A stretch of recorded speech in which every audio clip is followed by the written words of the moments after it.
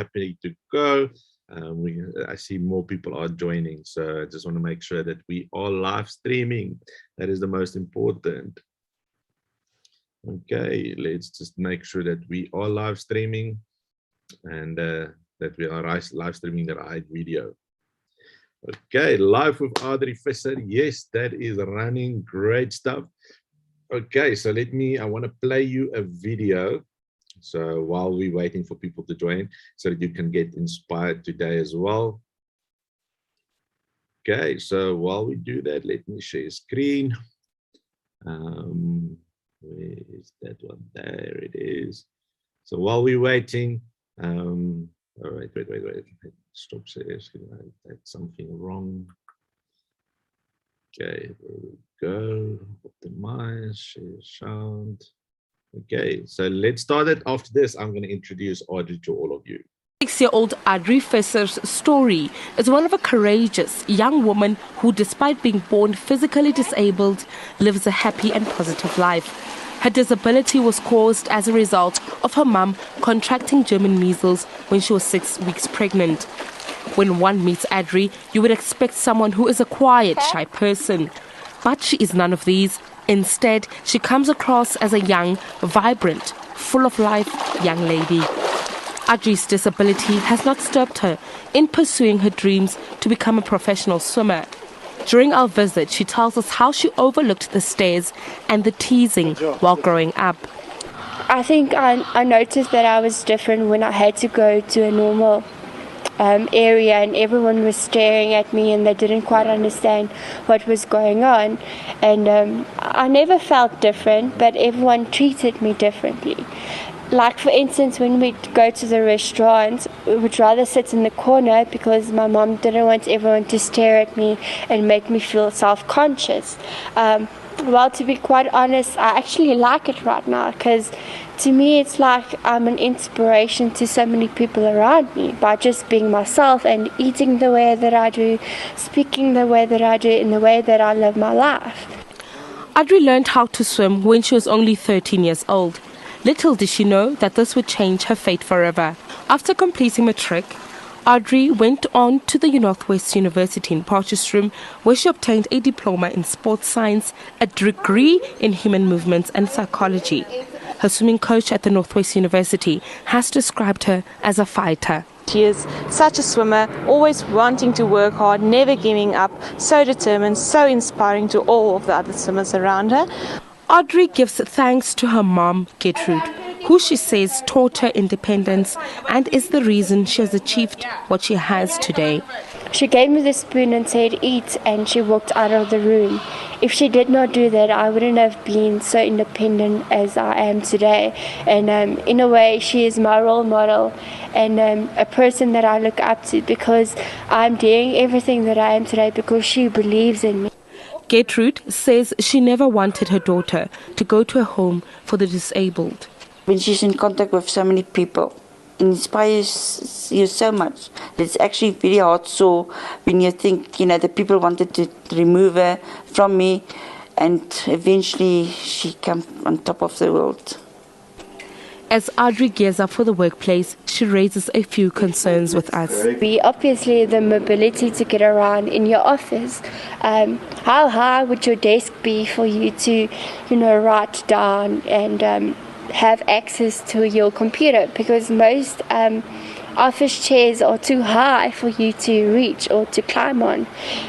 Say, for instance, not every bathroom is equipped with a disability bathroom, so most of them can't cope in a normal sized bathroom. How will they cope around there?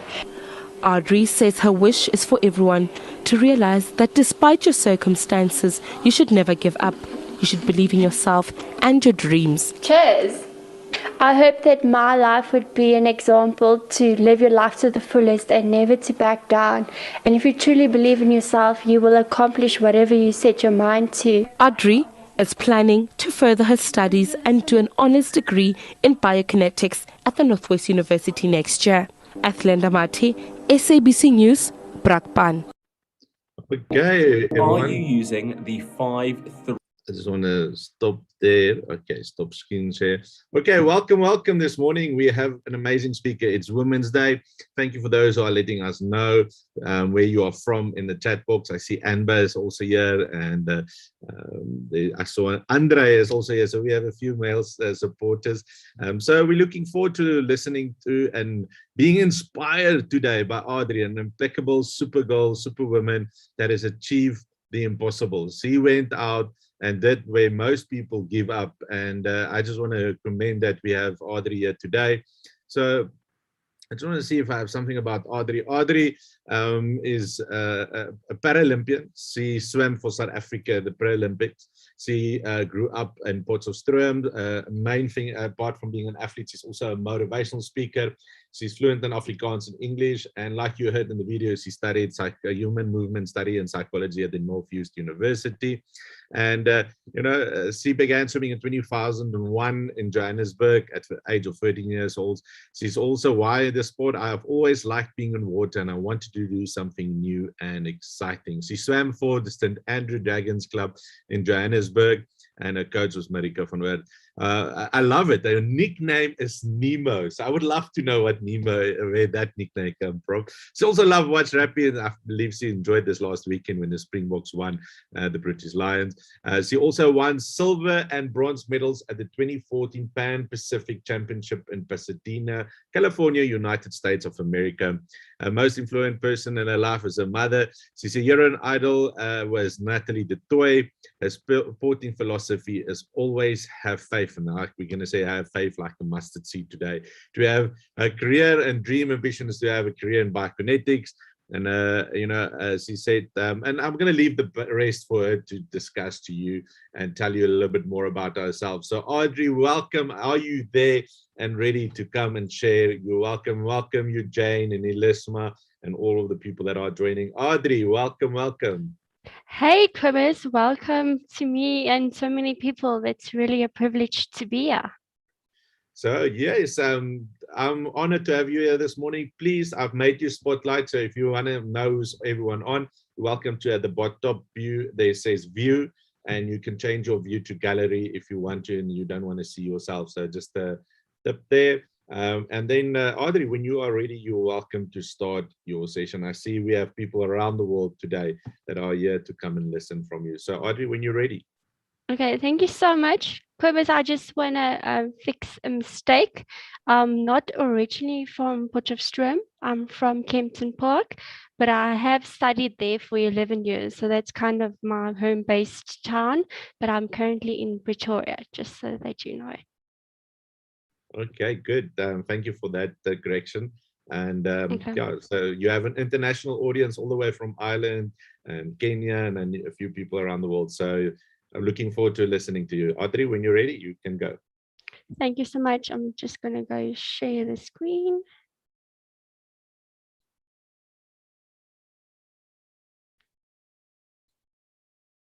Okay, as we mentioned, our topic for today is faith like a mustard seed.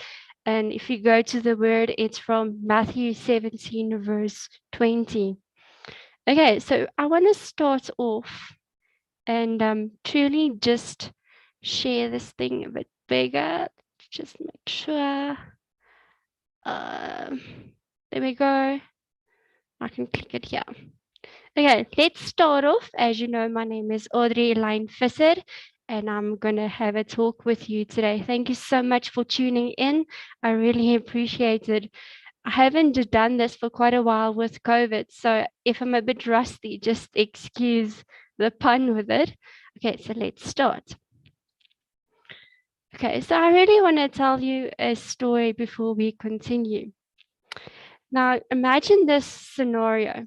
You had 2 little daughters and you're expecting your third, and the due date is February 1988.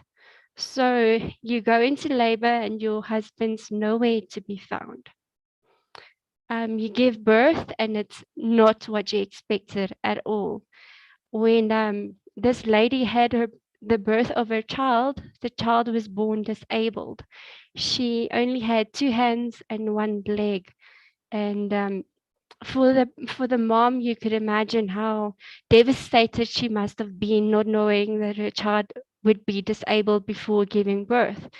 Now, when you think of it in that time, how many doctors would tell that mom that it would be better for her to, have an abortion because you don't know what that child would be like? To think of it this way, do you think if you were that person, what choices would you have made? Would you have given birth to this child, or would you have abandoned this child? Because that's actually what you're doing. So this lady had so much trauma with this, and she had stress medication, and she really didn't cope. And only 2 weeks after the birth, she saw the child for the first time. Now her partner in life wasn't there, and he was nowhere to be found. Then her mother said to her, "Don't cry, this child will bring you so much joy." What would you do in such a scenario? Well, let me tell you the truth. I am that child. So the woman that I was speaking about is my mother. And if you think about it, I explain it as I feel that God was protecting me in my mom's womb, that no one could tell her that she should abandon or abort me. And I think that's very important if you look at it that way. Yes, I might be different, or I might not have the same characteristics physically like normal other people, but I'm extraordinarily special. And if you look at Psalm 139, verse 14, it says, "I will praise you, for you are fearfully and wonderfully made." So many people would say, "But how do you thank God for who you are if He created you without 2 hands and 1 leg?" Well, I can speak, I can hear, I'm cognitively not stupid, and I have a full life. So that's what it's really about. But I have to say, things weren't really easy at home. Okay, let's go on. I just want to go back. So I want to explain this scenario to you. How do you cope in life if you have this dream for your child and it's not what you've expected? If you look at it, I had like 7 foot operations because I couldn't stand on my foot, so I couldn't walk. The whole development of a child was delayed. Say, for instance, when I needed to, sit up, I couldn't sit up. The time where people would normally crawl, I couldn't. And normally, when you'd start walking, I'd only started crawling at that time. So there were a few delays in that department. But otherwise, you learn to adapt. And as you said in your video, Kobus, it's really my mom and her character that really pushed through at the end. She truly believed that she wanted to raise me like my 2 older sisters, Yulani and Ilza. And I think if it wasn't for that, I wouldn't have been so independent, and I wouldn't have been the woman that I am today. So that's why my mom is my inspiration and the person that I look up to. One thing that was really vital in this whole process is when I needed to start eating, she felt that I needed to do this myself, and she gave me the spoon and she left the room. And somehow I just picked up the spoon and I started eating.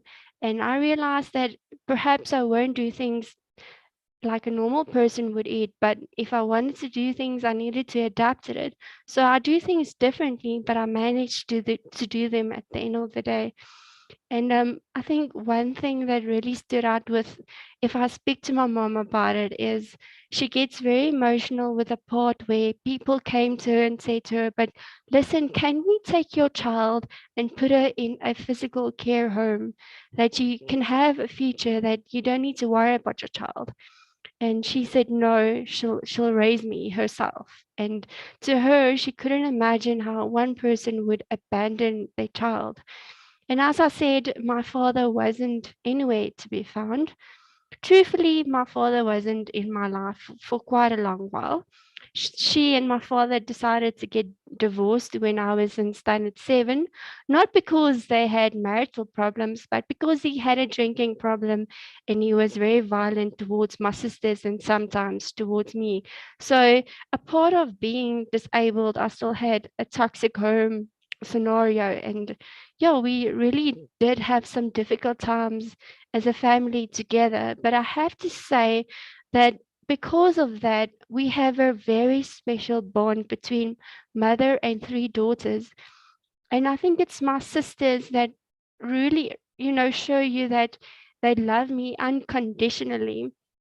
Say, for instance, this one thing that you don't know is I nearly drowned when I was small. And the irony of it is I became a Paralympic swimmer. But I was at a vacation resort, and my granny was holding me in her arms, and she slipped and she fell in the pool and she let me go, and I needed to survive. And then she caught me, and then she slipped again, and then boom, in the water. And then my sister, the oldest one, Yulani, actually jumped in the water. She was 5 years older than me, and she saved my life. Now you can just imagine the trauma of water safety and all that things, that occurs with that. So I want to go on with that story a bit later, but let's have a look at my school days. Okay, so if you think of it, to be part of a disabled school is very nice, and it's good if you have smaller classes, but you're so surrounded with so many disabled people, and there were negative thoughts of, okay, you're disabled, you can't do this, you can't do that, as you go on. And I just thought to myself, but I truly don't believe that I'm disabled. I want to go to a normal school.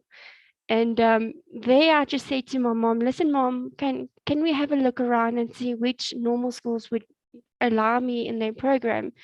And she said, okay, let's do this. And we went to one school in Kempton Park, which called Birchley. And all that the principal really asked is, could I climb stairs and could I write? And obviously the answers for both is yes and yes. So I started in standard 6 in that school. And the surprising thing about it is that most of the teachers didn't know that I was physically disabled, so they were shocked. The pupils were shocked, and everyone was shocked. But I think it's because I really wanted to achieve this. Now imagine the physical challenge of this. Like, say your maths is on the 5th floor, and your Afrikaans, which is directly after that in the period, is at the bottom. So you really need to use a lot of stairs to get where you wanted to go. So I was tired a lot of times, but I pushed through. And you might perhaps wonder, okay, so did people bully me? How was that like? Yes, they did. But I think if you look at it differently, is if you show that person that you're not offended or their reaction doesn't have effects on you, you have a shift in that perspective, and they don't really want to bully you anymore. So one scenario that really surprised me is this one boy came to me and he's like, how are you? And he Tipex my face. And I was like, what? Tipex? No, no, no, no, no. And the teachers were devastated because I didn't know quite how to, address this situation.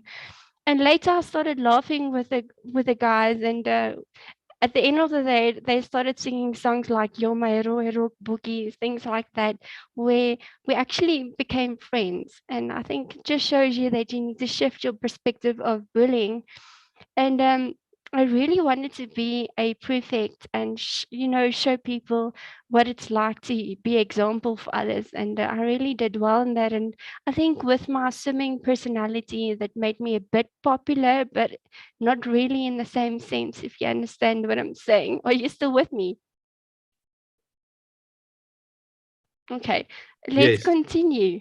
Thank you, Chris. If I'm going too fast and there's questions, please give me a shout out in between. Okay. We'll do So that. this is my matric farewell. Wasn't I gorgeous?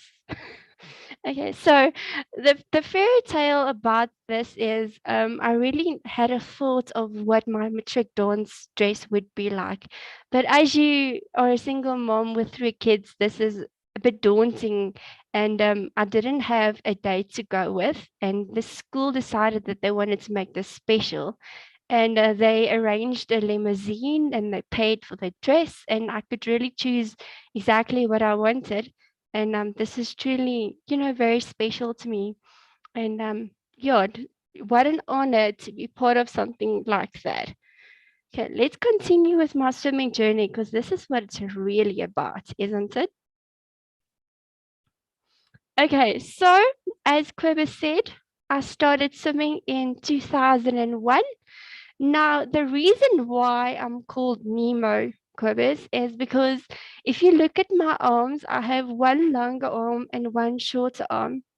So, if you look at Nemo, he had a small fin and a big, or no fin at the one side. And my surname is Visser, so yeah, and I do swimming, so that's where Nemo came from. But let's start at the beginning at how I started swimming.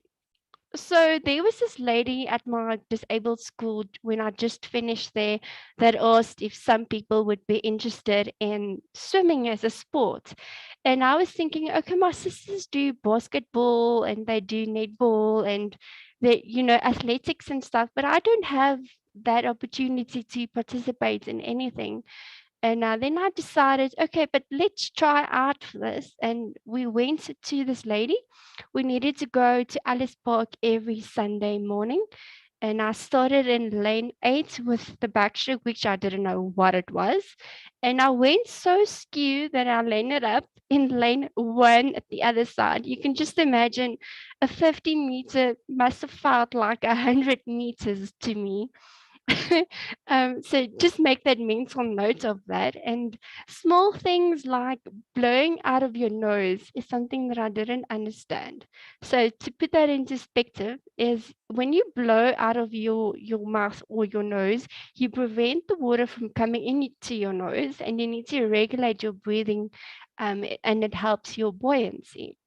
So with my first competition, it was about 3 months after I started. I had the 50-meter freestyle, and I think it was in Germiston. So we started, and I couldn't jump in at that time, so I just sat, on the side and then just went in as we needed to go. And it took me 10 minutes just to complete a 50 meters freestyle. And I think what happened is I must have overslept or tangled a muscle in my sleep the night before, because I couldn't really, turn my face to the side. And that was really daunting to me, because if you breathe, you need to turn your head to the side, and I couldn't do that. So every time I lost my rhythm. And at one stage, the lifeguards came to my mom and asked, listen, can we take her out of the pool? And she said, no, leave her. So they left me, and I took 10 minutes for a 50-meter freestyle. And at the end of my swimming career, I swam a 50-meter freestyle in 51 seconds. So it's a huge improvement, eh? Okay, so I want to go to our next slide. Let me just make sure. Okay, let me explain to you just how exactly my swimming happened. So my first competition was about 5 months after I started swimming. And every time I used to ask my granny, but granny, when will I start doing well? When will my time come to to represent my country? And she said that I needed to be patient, that all hard work comes with time and you need to push through. And she said that I just needed to have faith that it would happen. And I said, okay, I'll do this. I'll be patient. And I started and just pushed through, had small essay records here and there. And then I went and had the opportunity to represent South Africa in 2007 at the Taipei Championships. And this was truly amazing to represent your country for the first time. And I didn't quite medal or do well, but just that whole opportunity was truly amazing. But like every thing that you go through in life, you have a dream and you have something that you want to accomplish. And my dream was to go to the Paralympics, and that was the year after in Beijing 2008. So what happened there is we needed to qualify, and then we'll be selected for the team. So that time there were 6 slots available for women and 4 slots available for men.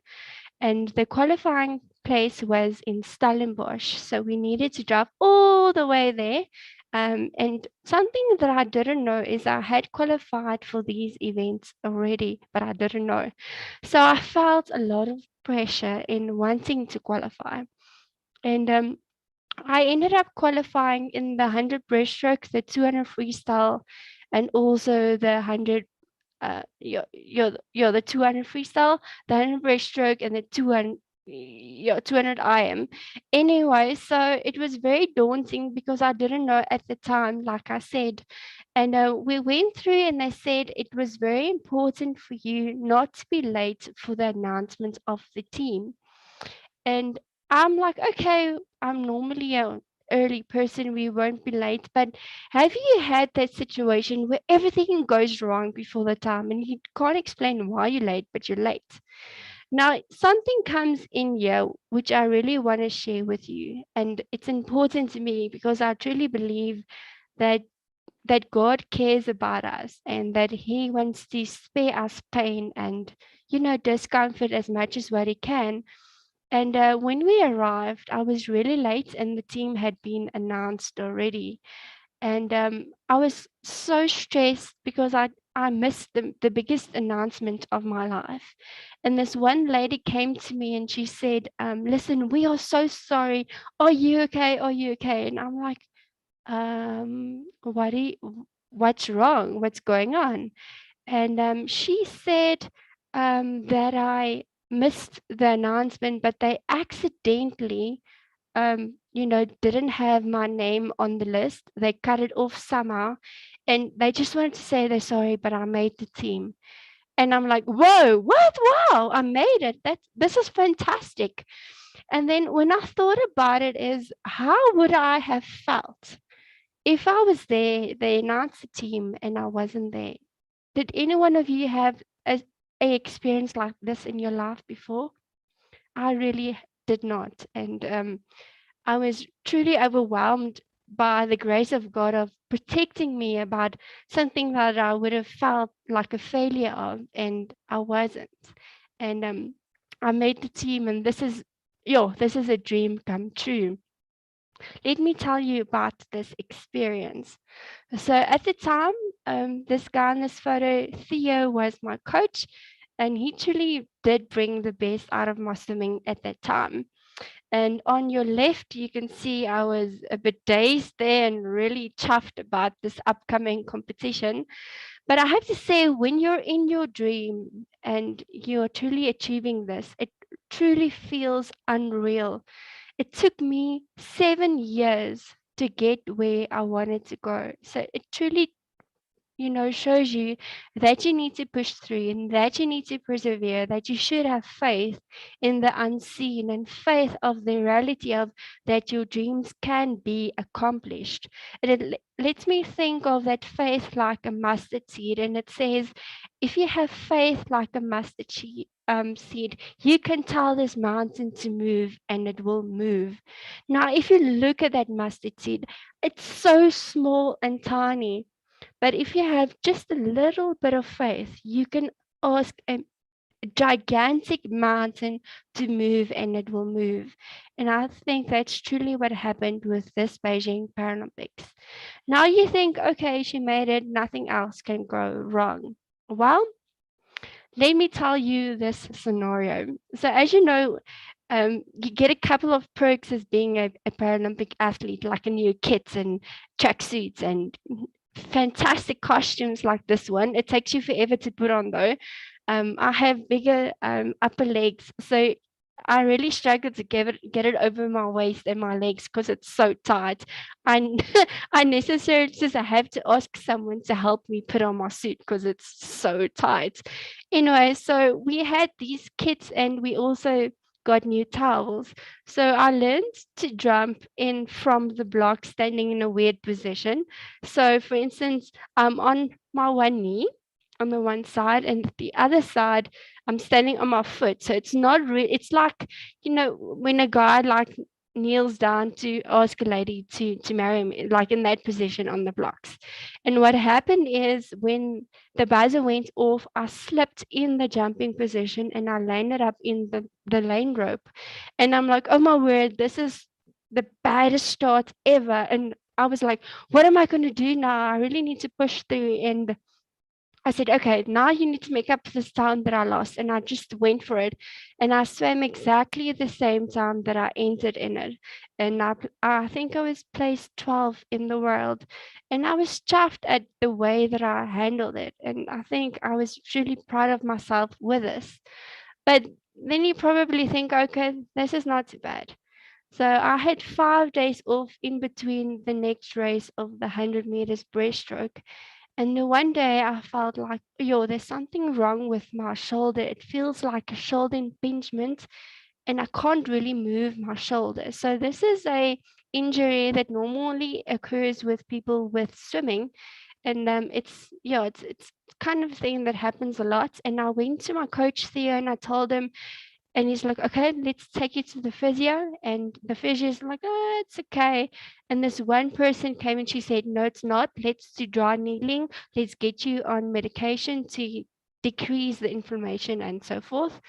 And now I'm in the situation, I'm like, okay, I'm at the Paralympics and I have an injury. What am I going to do now? Just don't tell my mom. She's going to freak out. Moms tend to do that.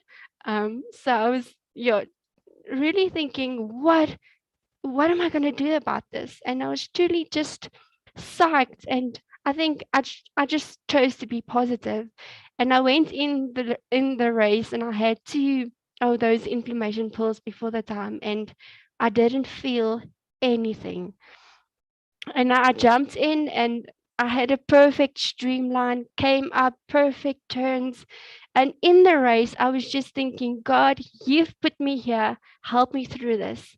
And when I touched, I improved my time with 7 seconds and I came 9th in the world in my 100 meters breaststroke. So I didn't make the final, but I was so close with a injury. So for instance, I got out of the pool and I was so overwhelmed that I did this and I totally forgot about my arm and it was just gone. I never had that pain again. So I truly feel that I was healed because of my faith in that situation. And when I had the interview, I spoke to many South African channels and media about this. And I said I had the injury and I pushed through. And my mom phoned and she freaked out because I didn't tell her about it. And I said to her, that's exactly why I didn't tell you. So just one very funny part that I want to share with you is Oscar at that time, Oscar Pistorius, he said in the media something about we didn't have enough water and that we were dehydrated, and she phoned me like 2 o'clock in the morning. She forgot about the time delay. You can just imagine that. And she's like, are you getting enough water? Are you fine? No, no, no, no, no. And I'm like, Mom, here's a picture. Here's the whole cabinet of all my cookies and all my power aids and waters. It's 2 o'clock in the morning. I'm going to go back to bed. I'm really fine. So, yeah, shame. So she was so cute with us. It was truly just amazing how, family members care, even though they are so far away. So yeah, that was truly the highlight. And then with the 100 freestyle, I really did well and I was chuffed. I think I came 11th.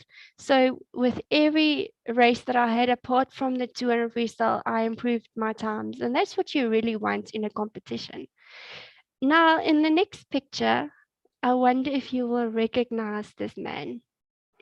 So if I had to choose a role model apart from Natalie du Toit and my mom, this would be the man. This is Cameron Vandenberg, and he had the world record in the 100 breaststroke. And I had the privilege of meeting him at the Mid-Mile a few years ago. It's rated as the world's biggest open water race, and it normally happens in Howick, KwaZulu-Natal's side, Pietermaritzburg. And my goal was I wanted to swim 10 of these races, and I think this was my 7th or 8th one. So with my first one, it was very difficult because I normally wear glasses. So I don't know if you noticed, but I'm not wearing it now. So I can't see far, but I'm very, good at seeing nearby because everything that I do is, close to me. And so I actually swam this race, but I went totally skew and, really battled in the fog to see where I was supposed to go. And the years after, I had an amazing friend, and Kirsten, I used to call her Dory, linking to Nemo, and she guided me, and we pushed through. And my first race's time was a 45 minutes, and my quickest was a 35 minutes. So it shows you how much I improved that time. And I did swim 10 of those consecutively. So I was really chuffed with that. And then I achieved that goal. And then I went on to bigger things. Now, on the left side, you'll notice a very old picture where I had a lot of medals around my neck, and that was my biokineticist AB at that time. No, biokinetics is very important because it helps you prevent those physical disabilities. It makes you stronger, and it truly helps you in the water, especially when you activate your core muscles, and it allows you not to be so buoyant in the water. And this guy on the left, he swam the mid-mile one time, and you'll notice that he doesn't have any arms or legs. He only had like a small flipper on the one side. And he actually completed it in, I think, an hour and a half. But it shows you that a 1.6 kilometer is doable if you truly believe. That was really inspiring. Okay, so the next slide is very important. So I want to ask you, how would you feel if you made a team, but Saskok says that you need to fund yourself? So that's what happened with the next scenario. So my friend and I, Marco, were sitting in the bib at the university, busy doing tasks and stuff. And I just got the team announcement. I made the team, but it's self-funded. I'm like, oh my word, what am I going to do now? It's almost over 60,000 Rand to accomplish this, to be able to go. And I just said to him, but if I made this team, and I want to go, I think I can go because God has started something and He won't just leave it here. So whatever He starts, He'll finish. And I contacted so many people and I raised this funds by myself, 60,000 Rand.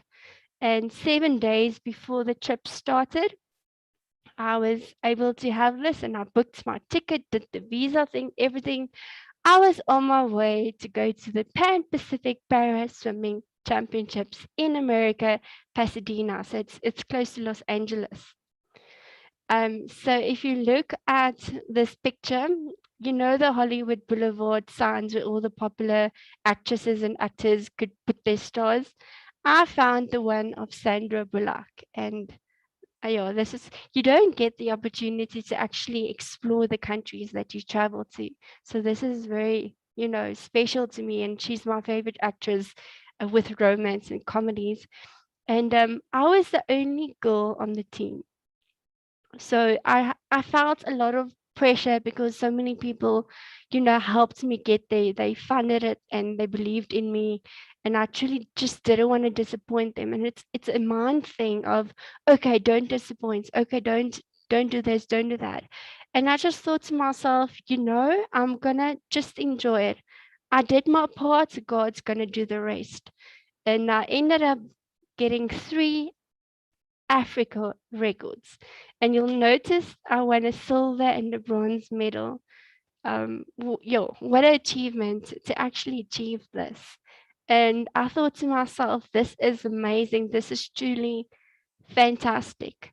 But I didn't know that I'd be blessed so much more. So I got home, everyone was so chuffed, everyone was so pleased with me, and I was just so thankful for everyone that had a part in it. And then I was, look at this, nominated for the SA Sports Awards Disabled Sportsperson of the Year. And this is in 2014. So if you look at it, there's only three women that's chosen in this category. I didn't win, but being top 3 in South Africa with all the sports just, meant so much to me. And I think this is one of my highlights, apart from the Paralympics, of achieving this goal. And I have to say, don't these guys look handsome by my side?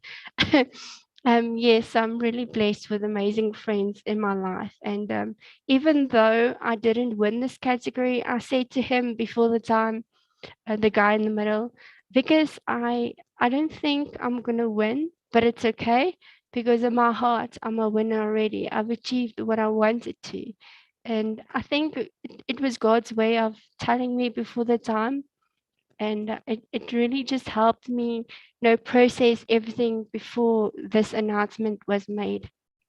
So that was truly just so amazing to me, and yeah, in 2012, I qualified for the Paralympics. Unfortunately, I wasn't chosen, and I couldn't understand why this happened to me. And I put in so much hard work, and I didn't make the team. So I had that mental breakdown, as you'd say. And for a month, I didn't want to do anything with swimming, anything to do with my sport. And in that time, I have to tell you that I realized that I needed to, separate the identity of who I am apart from the swimmer Audrey. That swimming wasn't Audrey. It was the cherry on the cake, but it didn't define me. And in that time, I got to realize what my identity was in God and what my purpose in life was. And it was to inspire and to uplift and to tell people, you know what, everything in life is not going to work out exactly the way you've planned. But there's a saying that says, when it's good, you must praise God. And when it goes bad, you must praise God. And in everything that you do it according to his will. And I was just thinking, okay, but then this wasn't his will. It's okay. And I pushed through and I achieved so much great stuff in my life. Like, for instance, I went to Eindhoven, England. I went to Manchester United for swimming. I went to Montreal, Canada. I went to Rio 2 times, and I went to so many countries representing my country. And the last one was Glasgow, Scotland. So I truly did see the world, and I've accomplished so much. So I'm so thankful for that. And then Rio 2016 happened. Yeah, if you think of it, I was truly so blessed. I actually developed more into a 50 butterfly swimmer. So this is the most difficult stroke. You have to like really move like a dolphin in the water. Now, imagine with only one leg, how much strength it takes for you to lift your arms and your upper body out of the water to come forward into that glide and, have that fast rhythm with short arms. And yeah, so the 50 butterfly was the event that I really focused on, and I qualified in it with a Africa record and a personal best time. And I swam this event in 54 seconds, and in the finals a 53, and the qualifying was a 54 somewhere. So I really managed to quite well qualify for this race.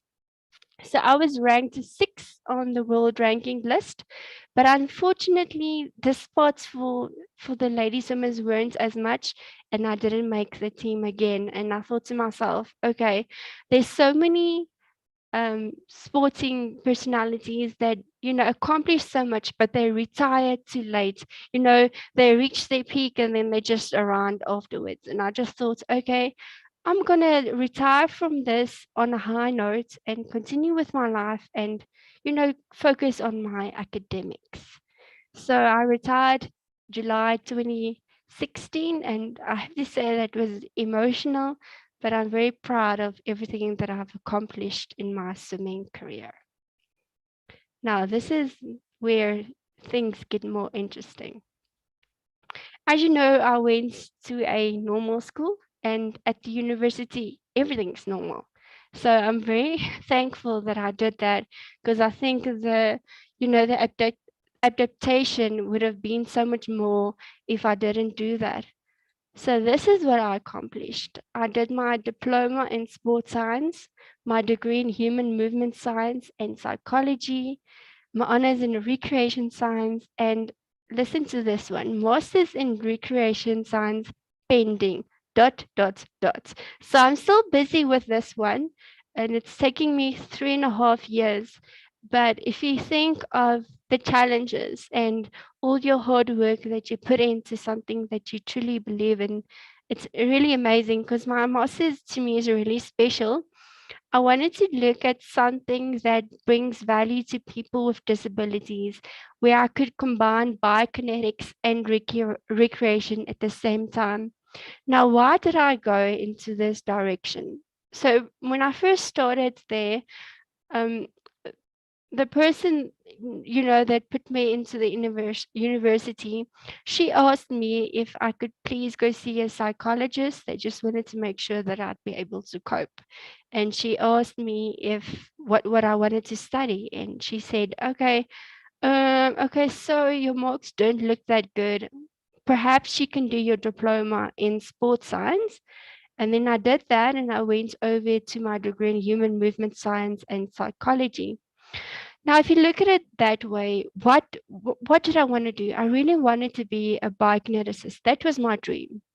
And I really worked hard for this. But once again, everything doesn't happen the way that you plan it, or life happens, as they say.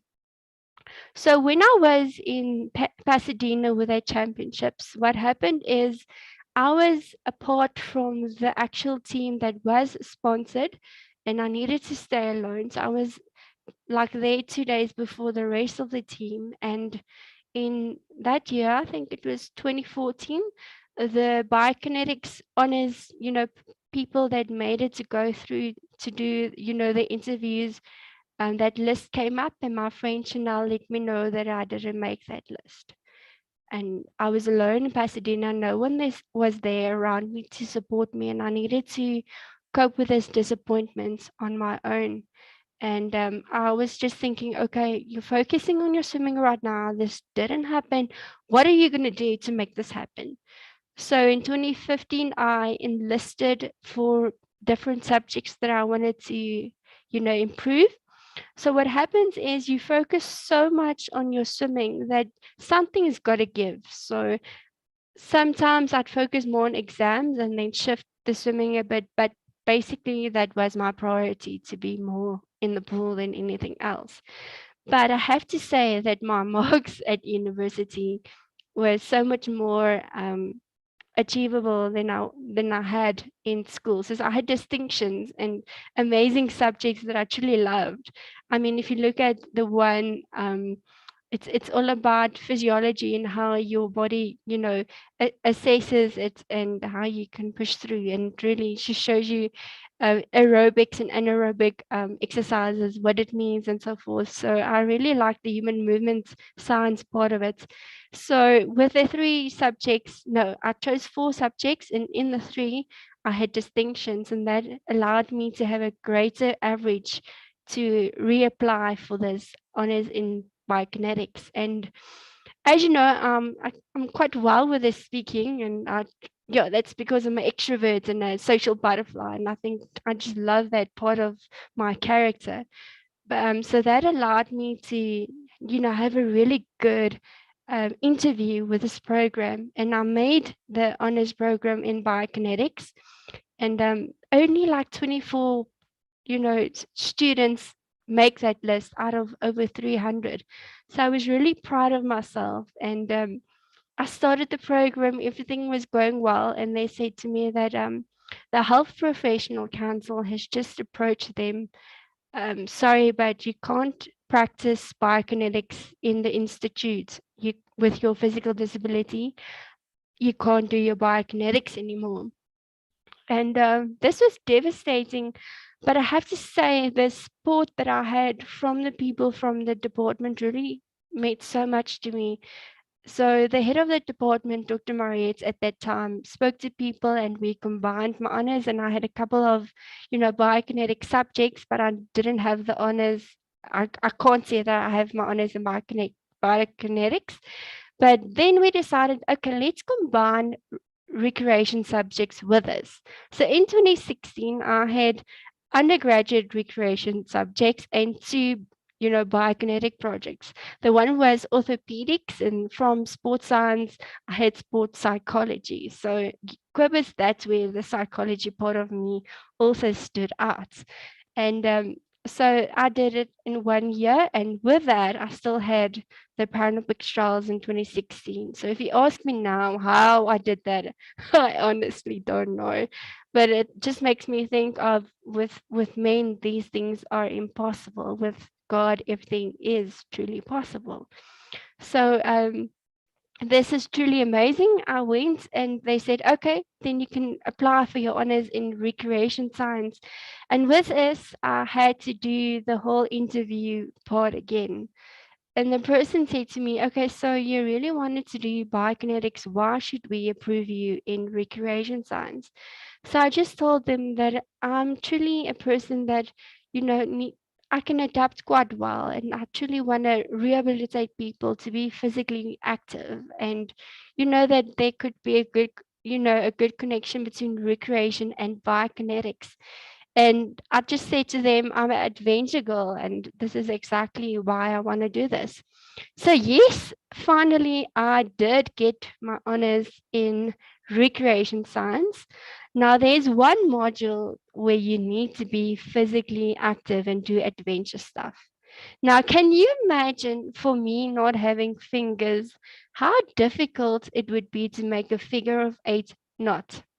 So you need to do this to know how to do a whole setup with abseiling and high ropes and low ropes and everything. So you can just imagine how demanding this was.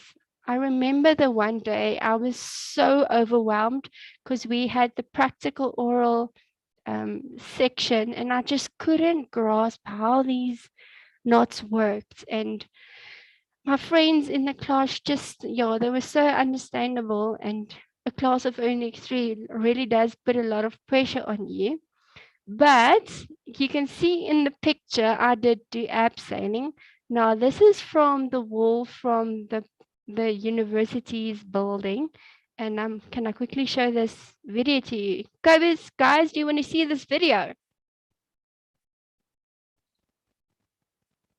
Are you guys there? Okay. I'm going to show you the video now. So this is just when we tried my abseiling the first time. So I think, just bear with the quality of the video. We just needed to take it, but I think it says a lot.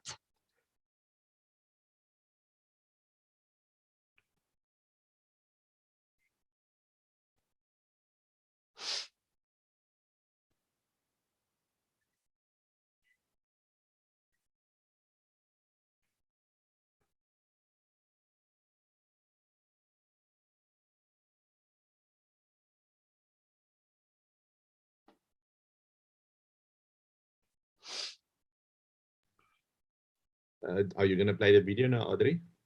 I'm playing it. Okay, we're not seeing it. Maybe just stop your screen again and then reshare with the video. Oh, sorry, guys. No problem. I'm just going to go back. I was just like, oh, this is awesome, but you guys never saw it. Okay, it's fine. Okay, stop sharing. Thanks for telling me, Quibus. Yeah, Okay. I wanted to Okay, let's go back more. Share screen. Oh yeah, this is what I did wrong. Okay. Okay, can you guys see it? Yeah, we can see it. You can play it. Let's go. Okay.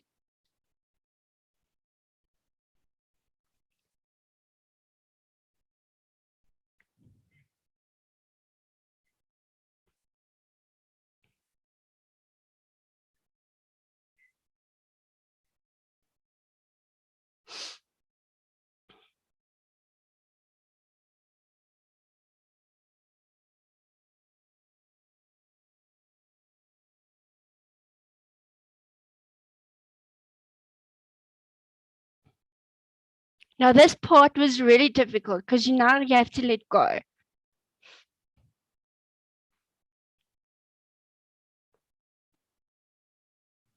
I'm already getting scared for your part. And most people have an excuse not to do this, eh? Yeah, so there's a special adapter there that I need to push down and release and hold at the same time.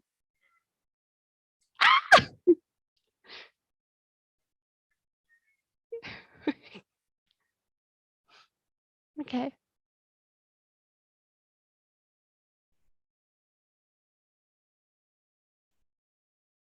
Tell me, while this happening, how did you Yeah. feel? Were you scared? Okay, so I have to take my prosthesis off to do this, as it really restricts my movement. So you can see that it really places me in a vulnerable, position.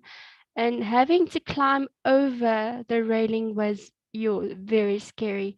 And you need to depend on the people that's holding the rope on the other side. And even though it's only one store down, it's quite high. But this is truly amazing. Doing this myself. As you see, I'm on the floor there, and I'm like, okay, can I do this again? Oh, awesome. Thank you for sharing. Yeah. Okay, so that was that. And here you can, let me just go back. I want to share the screen with you again. Okay. Here we go. Okay, so yeah, it's called high ropes. It has like a couple of places where you can move around and like move from one side to the other side, and that's a bit higher than the abseiling one was, but I needed to climb up with my prosthetic leg to get to that side. No, you can tell it to bend, but it won't, because you're not really activating it in the front tip of the toe. I'll explain that to you a bit later. So I had to move around, and as you can see with the ropes, it narrows in the beginning, in the middle from where you get to the side. So the amount of support, is few in the middle. So I needed to adjust for that. And it's like you tilt to the back and you can't really control what you're doing because your sense of gravity is way out of place. But yeah, so I really got the opportunity to do so many recreational fun stuff in between, and I pushed my body to the limits because I needed to do this as a requirement of the subject, and I passed it quite well. And I had to do the oral as well. So I just needed to explain to someone how they should do the figure of eight knot, and, put the one side over the other one, make a stop and knot, and, how you should link it together, and always make sure that your things are locked and it's tight, and safety comes first. So yeah, I did my honors in recreation, and now I went on to my master's in therapeutic recreation. Now, what is it about?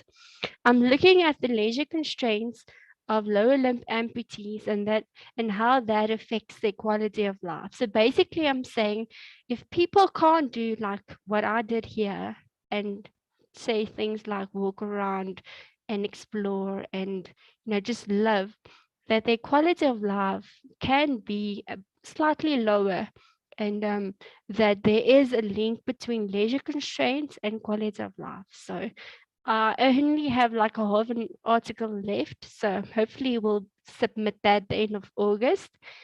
Yeah, so that's one of the biggest highlights still to come. So that's pretty amazing to think that I'd be done with that pretty soon, if it was so, easy. Okay, so with this one, how many people can say that they made the huisgenoot of the U? So I was really chuffed with this interview. And as you can see on the top part here, I was riding around on a skateboard when I was a child. And that's how I moved around. So I was in the huisgenoot as a child, very small there. I don't know where the originals are. And this was in 2015, a big difference between the two. And afterwards, someone contacted me on Facebook, and she said that she had a picture of me on her fridge, where this article was, and every time she saw the picture on her fridge, she would pray for me and ask that God would bless me. And she said when she saw this article, she was just amazed at how much I accomplished despite of my disability. So that was pretty cool. Here you can see on the bottom, I have a little battery car that I moved around with at university, and I voted there. That's why I'm putting a thumbs up. I made sure that they marked the tip of my arm so that I can also brag with my little mark that normally people would get on a nail. And this is my mom at one of my graduations. So let's go on to the next slide. Now this one is pretty special. In 2016, with the whole Paralympics and the half of it, I had this amazing opportunity to be on Kwela. Now, if you don't know this lady, she is truly amazing. She played in that song for Katra and Teresa Bam. She was Benardi at that time. And she was one of the actresses that I really knew as a child. So to me, so was, yeah, so awesome. And yeah, you can see there's a university's law building in the back, and there's a pool where we had this wonderful interview. And so much more special is I was the top 6 of Kwela's favorite interviews that year. Okay, let's move to the next one. Okay, so as I mentioned before, I'd like to explain to you how my prosthetics works. So you'll notice on this picture that it's a sea leg from Otterburg, and I had the opportunity to be their ambassador for 2 or 3 years, and that allowed me to use this component, which I still use. So what happens is you need to step on the toe, and then like signals go through to the knee, and then it bends. Now, if you jump on the toe 2 times and you lift it up to the back, it goes into a free cycling mode. So I can actually cycle on a a cycling bike that doesn't have wheels, that's still standing ones. And that's how I did my biokinetic training as well. Now, these elements are very expensive, and without a medical aid, it's quite daunting to have one of these. I was really blessed to be a part of that and to be a part of the team. And yeah, you can see I was still skinnier with retirement, not so much anymore. But yeah, that was really amazing to be a part of that. And then this is a very special slideshow to me. A friend a couple of days ago said that I needed to make a storyboard of what I wanted to accomplish and what my bucket list was. So the first one would be that I would really like to see Paris as a traveler, because normally as a swimmer you won't get to experience these things. Even though when I went to the Paralympics, I got to go to the Great Wall of China. That was pretty amazing. But I want to go on top of the Eiffel Tower and just perhaps let it be a bit romantic. I don't know if that's going to happen. Then a hot air balloon. I mean, who doesn't want to do that? Okay, so the next one might be a bit more adventurous, but what about doing skydiving? But yeah, also tandem. I don't want to do it alone. It says I want someone to pull the life jacket and perhaps, and then I'd really love to do scuba diving. This would be a bit more difficult. I'm very buoyant in the water, so I'd need a lot of weights for this to happen. And yeah, so this is my bucket list. This is what I want to accomplish. I didn't quite know how to put this on the bucket list, but one of my biggest dreams that I have, or heart's desire that I have, is to, meet the man of my dreams and, truly share my life with that someone special. So one person said to me that you need to kiss a lot of frogs to meet your prince. But I disagree with that. I truly believe that if you do that, you're not a princess anymore. You become a frog as well. So I'm really asking God to provide me with my prince and not just another frog. Just a pun in that one. So yeah, who of you wanna do these things on the bucket list, and whom of you wanna do this with me? I'm up for the challenge. So yeah. Then I have my wish list, and I think it's quite important to keep this in mind, because you need to put down all your dreams on paper. So I don't have a license, and that means that I need to depend on people to move me around and to take me places. That was before we had Uber here in Pretoria, but it can get quite a bit expensive. So truly just want to, get my learners, get my license, and it would be easy with an automatic car. And this is what I had in mind. But to be quite um, frank, I just think any car that has an automatic system that, is reliable would do for me. Then I truly want a good medical aid, as I still need one operation on my foot, because I can't walk very long without having a lot of pain, because I stand too long on my foot. And then because Autobok and everything that they're going through with this COVID things, I'm not an ambassador to them anymore. So I really need a new Caneva prosthetic leg, as the one that I currently have, they don't service it anymore and they don't manufacture it anymore. So if something happens to the one that I have at the moment, I'd literally be stuck on my knees or need to use a wheelchair. So I'm really praying that this one will work till I get this sorted. Now, going back to my whole talk and everything further, and let's go to the next slide. I think. Okay, so I have a couple of things that I need to ask you and things I need to, talk about. In the beginning of my swimming, I said something that's very important is no matter who you are, what you've achieved, nothing makes you more important than the next person. And I said to my mom, please help me to stay humble, to keep keep my identity, not to get an ego in this whole process. And it's really easy to do that. And then the one scripture that really just stood out to me, and this was Romans 12:3, that says, for I say, through the grace given to me, to everyone who is among you, and let me just among you, not to think of himself more highly than he ought to think, but to think soberly, as God has dealt to each one a measure of faith. So, as I said, my whole slogan is always have faith. And with every obstacle that I've gone through, I just say to myself, okay, but what would God think of me in this situation? Would he tell me, he of little faith, like he said to Peter when he was almost drowning in the water? Or would he take my hand and would run on the water together?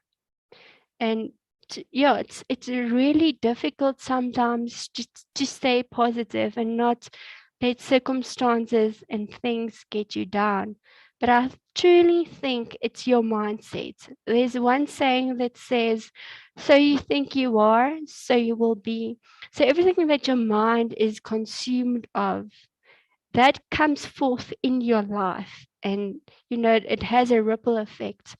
So my question is, do you look for the possibilities or the problems in your life? If you look at it, you will always find problems. And you can always make something bigger than what it is. Are you pessimistic, focused on problems, and you're a grasshopper? Or are you a person that looks at the possibilities? You trust, you're focused on the promises of God, faith, and hopeful for the future. Now, the key concept here is you need to trust Him and you need to focus on the promises that He has for you. If you look in the Word, He says, for I know the plans I have for you, declares the Lord, plans not to harm, but to give you a hope and a future. It doesn't say, oh, if you do this and you persevere. No, no, no. He says, I know what I have planned for you. But if you look further down in the scripture, that same verse, it says, but you need to seek me with all your heart and you will find me. I think this is where it's very important. You need to align your dreams, your goals with the will of God. So you can have so many dreams, but if it's not God's will in your life, it won't happen. That's why you need to have that relationship with Him. You need to know, okay, God, this is my heart, this is my desires. You do say that seek the Lord God with all your heart. Lean not on your own understanding. In all your ways acknowledge Him, and He will make your path straight. That's Proverbs 3:5-6. So it does show that your will and God's will can align, and He will give you the desires of your heart. But you truly need to believe in that. Now, if we go back to faith like a mustard seed, I thought about it and I'm like, why a mustard seed? So I looked it up, and there's one characteristic of a mustard seed that other plants don't have. So if you plant a mustard seed next to other vegetables, say like a chili or a potato, some other greens can, absorb the nutrition of the others and they might taste like each other. But with a mustard seed, if you plant it, it doesn't absorb that characteristics and it stays a mustard seed. So it's not influenced by things around it. And despite it being so small, it grows into the biggest plants. So it truly shows you how amazing it is to have faith like a mustard seed. Now, Hebrews 11:1 says, now faith is the substance of things hoped for, the evidence of things not seen. That is why my wish list and my bucket list is so important. You need to choose that your dreams are bigger than they might perceive to be, but with God, you can accomplish these dreams. And then you need to know, okay, but if you want to accomplish these things, what must you do in your life right now to get you closer to your dreams? So, for instance, yes, I want to do this motivational speaking more, and I want to empower and I want to equip. You need to start somewhere. So I remember the smallest audience that I had was 600, and then some of them at the university were 30. But the biggest audience that I had was 1,500. And also a bigger audience is when I went to the Quella show tussen ons. And what was so amazing with this program is I needed funding to be able to do my master's. And I contacted Teresa and Bernardi and I told her the situation. And they asked me to come to the show. So I had a live interview on the show, and that was quite stressful, but I managed to cope quite well. So every time you need to push your limits, you need to get out of your comfort zone to reach your dreams. And something that stands out here is, are you a pessimistic? Are you always constantly thinking of the negative things that could go wrong? Or do you choose to trust God and to rely that He will open the doors that needs to be opened, that He'll shut the doors that needs to be shut, so that you'll really move into His will? And that's the most important and the main thing about everything here. So many times we think that we are, sad, and will this COVID thing ever, go away? And how are we supposed to cope? And you don't want to get up in the mornings. I also get that feeling, and it's not always easy to be positive, but it's a mind thing. If you choose to be sad, then no one will truly know that, but you can truly believe in yourself and choose to be positive, and that will have a ripple effect on you. That's just something that I just wanted to add there. Then I need to tell you about this. As I started finishing my master's last year, I thought I was almost finished. I really just knew in my heart that I needed to land up in Pretoria. I don't know why, but I always had this Pretoria thing in mind. And I said to myself, I can't move there if I don't have a job opportunity. And I had this one interview where I went to Centurion, and this person really didn't handle the situation of being physically disabled quite well. And he said, no, you can't do this. You need hands to do this. And I'm like, okay, but you don't know my character. You don't know what I can accomplish, and you don't know anything about me. All you read is my qualifications, which is quite, quite good, but I didn't end up getting that one. But now I'm a radio presenter at Radio South Africa. So this is an internet radio station where I get to use my voice and inspire people more and more every day to believe in themselves. And the slogan that I use is um, the afternoon drive show where everything is possible. Soos alles moontlik is.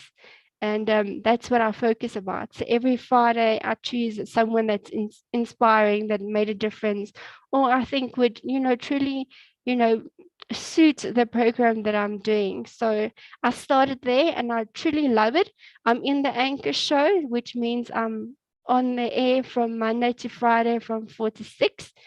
And I do the traffic and, the trip where people go home and they can listen to me and get inspired. So if you want to advertise on my program, please go and email me at audrey@radiosouthafrica.co.za, and we can have a discussion about that. As with this radio station, your dependence of income is your adverts that you have.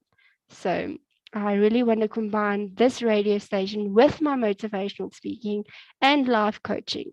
So you get so many life coaches out there that does it, but do they have the background? Do they have the incredible stories of perseverance? And I think that makes me quite eligible in this position. So if you need someone for motivation, or you know of someone that's going through a difficult time, put me in contact and I'd love to help them. So yeah, this is what I currently do while I'm still finishing up the last part of my master's degree. And that's the end. Does anyone have any questions? Let's quickly have a look at.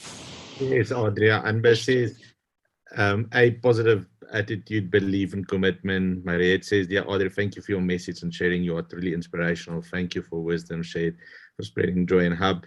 Truly inspiring, Andre. I wish I could emulate your positive mindset with nothing. I can see that. Noting your Awesome. mindset. Yeah, he is out there looking for you and hope he finds you soon. That's your wonderful dream man that you are looking for. So Francel says, pick me. It was probably to join you on your bucket list. Awesome, Yeah. wonderful, amazing, absolute, Well done. inspirational. You're amazing. Yes, yes. You have an amazing undeterred determination and knows no boundaries. I'm meant to hear and see you with wishing you continued success. Yes, you are truly phenomenal, and your inspiration to those that can't hear you. Thank you for sharing. And as you can see, absolute phenomenal. I see Andre says, I took a screenshot of your presentation. Can I share your story on my Facebook? Andre, definitely you can. You're welcome to go to my Facebook page as well. We've live streamed this video, so you're welcome to share the video as well. And if you've got access to this live stream, we will send out the recording as well. But you're welcome to go on my Facebook, Adri Visser, and you'll find the live stream and you can share it. You are very inspirational, especially seeing the odds that you have not been in your favor. You know, you brought tears to my eyes. Thank you. I just needed that. You are true and living testimony.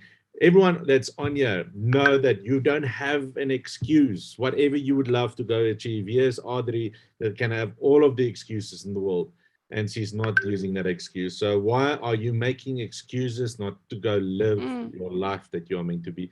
Do the things that you always wanted to do, but you always have an excuse. I don't have that. Adri could have said, I don't have money to go to the Paralympics, and yet she founded the money. How many days before the Olympics you had to get those 60,000? It wasn't the Paralympics. It was the Pan Pacific Para Swimming Championships. So I had like a month to raise the funds, and I just got them 7 days before the time. So everyone, yeah, in a month's time, she could raise that money. So what is your excuse? I see Deborah says, what a good life you have made, knowing who you are in the Lord, and I have an abundant life. Bless you all, blessings us with your story, or bless you for blessing us. You tell us, you tell it so well, proud of you, says Deborah Kennedy. Diane says, he who began a good work in you will be faithful to complete it, Philippians 1:6. So anyone that would have any questions that you would love to ask? Yes, please ask me. I say, Nikki says, an amazing story from an inspirational woman, and a good reminder to those of us that take everything for granted. We get caught up in our own problems, and then you arrive with a smile, determined to achieve your dreams, and it's a wake-up call. If you want something, then go for it, no excuses. Nikki, that is the answers. Yeah, well Don't said, let, Nikki. don't let COVID and all of this give you an excuse not to live and not to do what you want to do. So yeah, Adri, it looks like you're just blown away people on Facebook as well. How do you stay so positive? That's a good question. Well, my friend Franchelle, she's truly amazing. I think God puts people in your life to keep you sane and to truly show people that you have that love of God in you, and He uses them as a vessel to pick you up when you're sad. And it's okay to be sad for a while, to um, work through that emotions, but to realize, okay, this is enough, or you're gonna like feel sorry for yourself, or you're gonna go on. And I have friends like that in my life that truly helps me with things like that. She's one of them. Great, amazing presentation. Thank you for sharing. That's Beatrice from Kenya. Wow. Yeah, so and Eugene Haynes had shared earlier, Audrey is all the way from Ireland, Dublin, Ireland, so he's also on here. And yeah, anyone else would like to say something? Audrey, just want to say from my side, thank you for being here and being inspiration for all of us, and sharing those videos. And at least I have something to share with you. At least I was also on Kwela, so at least we have something in common. I just need to get on all of the other shows you got to, but they, you've achieved, and the amazing audiences you've spoken in front of. And so if anyone would love Audrey to be a motivational speaker for their team or friends or company, please reach out to her. Audrey, is there any links where people can find you? Yes, I have a YouTube channel, but if you really liked this Zoom motivational speaking opportunity, would you please go to LinkedIn and write me a review? That would really help me reach so many other people like I've reached you today. I think I'll share that. Let me just see if I still have that copied. I will also share with everyone the LinkedIn, there we go. the YouTube. Okay, so the LinkedIn is in there. Welcome, Adri Visser. I just want to open up the YouTube as well to see if I can find the YouTube one and share that with everyone as well. Yeah, so I have a subscription page where I've loaded all of my videos. You'll notice the one is One Day in the Life of Adri Visser. That's 60 minutes of how I coped at varsity and how I do things, how I make my coffee myself. So who doesn't have a talk without their coffee with? I designed this one for my friends and family a few years ago. And this is how I hold it. And I can actually manage it like that as well. And it doesn't fall anyway.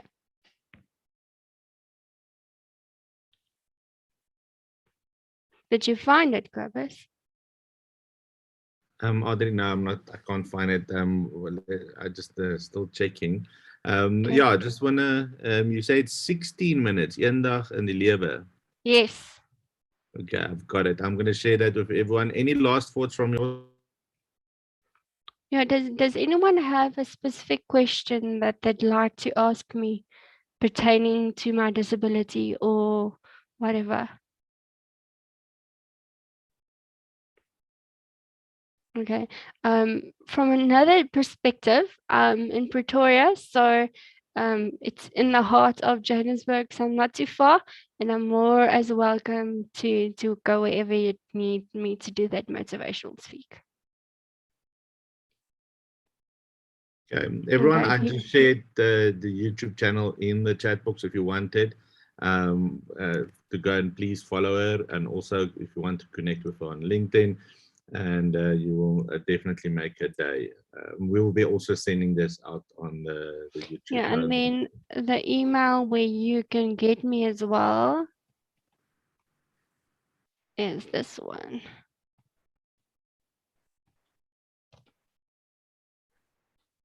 Voila.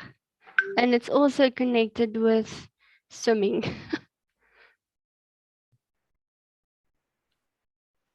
Okay, Adri, I see on Facebook as well, people are inspired, are happy, or you just blown them away with your message today. And this is just what they needed.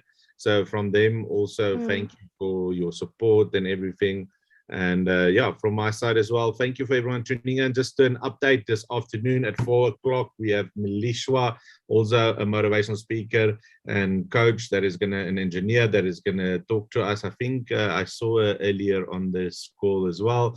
Also, this evening at 7 o'clock, we have Annie from Canada that's going to talk about how to immigrate to Canada. So please come back and join and support. Marcus says, awesome. How can we contribute financially to you?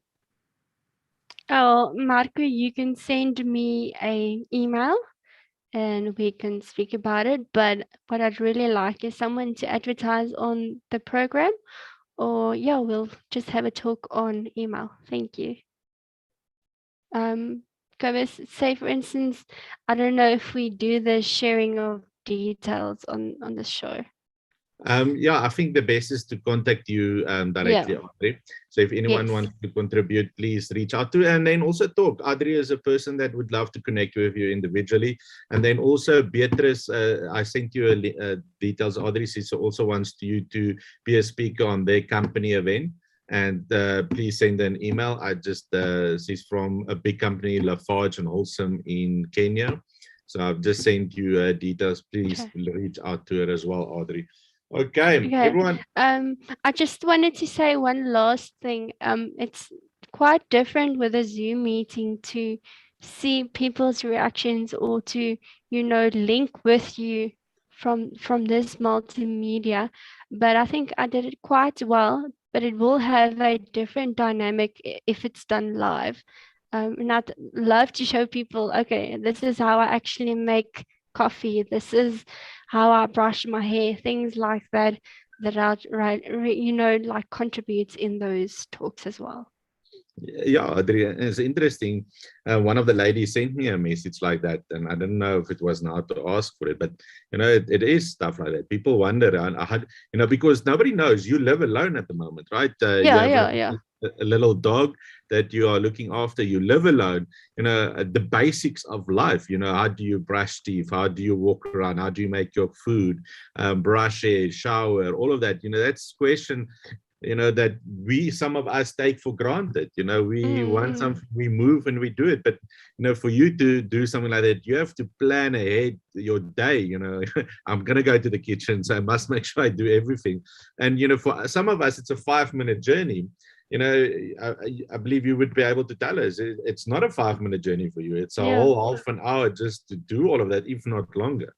Yeah, it takes me a bit longer, but it's doable. Like, for instance, with these smartphones with a touchscreen, it was difficult going from a small BlackBerry with keypads where you could type it, where with this part, I needed to focus on typing where it should be. So it's small things like that. And say, for instance, when I have a day where my foot is really sore, I can't walk on it, so I need to walk on my knees to, you know, then push up to the cabinet and make coffee. So something that takes you 2 minutes would take me a little bit longer, but I can accomplish it. And some things like tying my shoelaces is difficult, but I do it like you teach small kids to do it. So yeah, I pull it tight and then I put in the ears and then I fold it and then I pull it tight. That's something that I demonstrate in, you know, in that way as well. Wow. Yes, I'm like blown away, inspired today by you, Adri. You know, just thinking about, you know, sometimes we have so excuses. You know, people that say they can go to the gym and they can go walk in the morning and then have an excuse not feeling lucky. And yeah, you are doing all of those impossible things. And I think that is why that earlier question was, how do you motivate yourself, you know, every morning to get up and to get dressed and to do the things that you need to do. I think, you know, that's what I'm taking out of this today, you know, is you know, yeah, you are still living, you're living by yourself, you don't have all of those excuses and you're doing it. So Thank you for inspiring me today. Thank you for everyone that have given their 12 o'clock to be here. Andre says, truly motivational and your faith is strong. Also, Eugene, as a baby, you retained your smile together with yourself, invigorated spirit. And namaste, Adri from Kosi. Okay, Adri, I'm going to call it the end of the day. Okay. Any Thank you, last everyone, words? for tuning in. Yeah, any last words or quote from you? I'd say that you should always have faith. If you wake up in the morning, you're there for a purpose. And if that day comes where you don't wake up in the morning, then your purpose in life is fulfilled. But till that day comes, you are here for a reason. Take that opportunities and make the best of them. And if you've made mistakes, choose to, not look back into the past, but choose to look ahead and achieve that what you set out now to do.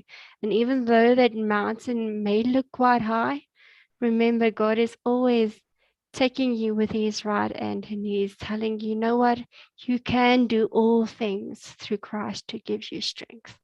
Philippians 4:13. Thank you, guys. Thank you, Audrey. Everyone, have a beautiful day. Thank you for this. Thank you, thank you, thank you.